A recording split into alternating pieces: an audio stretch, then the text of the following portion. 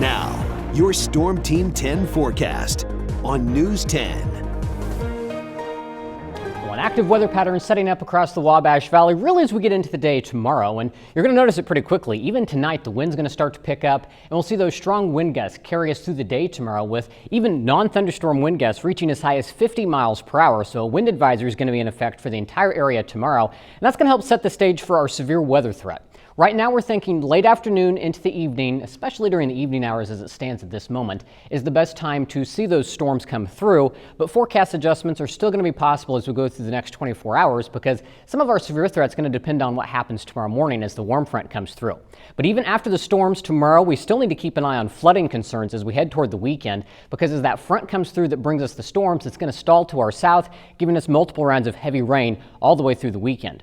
So when it comes to the threat for severe weather tomorrow, the Storm Prediction Center did upgrade the threat a little bit to our south, right along and south of Highway 50, basically from Lawrenceville to Bedford. Those areas are now in a moderate risk, which is level 4 out of 5. The rest of us remain in an enhanced risk, which is level 3 out of 5. And again, the time to be weather aware is going to be through the afternoon and evening hours tomorrow, and this may extend past dark by a little bit. So let's time that activity out now with Futurecast. As we go through the overnight hours tonight, we're going to see the cloud cover continue to build in, the wind's going to pick up, and then that warm front's going to come through. And as it does so, that may spark off a few scattered showers, especially in northern parts of the area, but I'm not overly concerned with that activity. As we get into the first part of Wednesday, again, it's going to become windy, but if you're doing anything, running any errands, have any appointments, tomorrow morning should be okay. Even the middle part of the day is looking all right as of now. This is where we need to see what happens with our setup, because if we see some of these showers tomorrow during the midday hour, that would lower our threat for severe weather as they might use up some of the energy for the storms.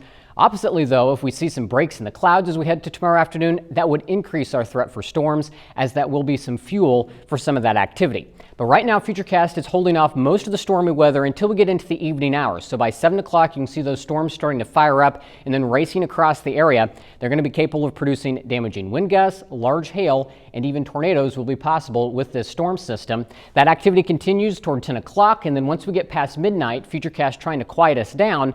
But as we get into the day Thursday, we start off dry, but then here comes that next round of rain, and that's what we're going to see for multiple days. So once the threat for severe weather ends Wednesday, then we're going to see multiple rounds of rain taking us through the weekend. It's not going to rain all day every single one of these days, but we are expecting some rounds of showers and storms, giving us some hefty rain totals, potentially exceeding 5 inches along and south of Interstate 70.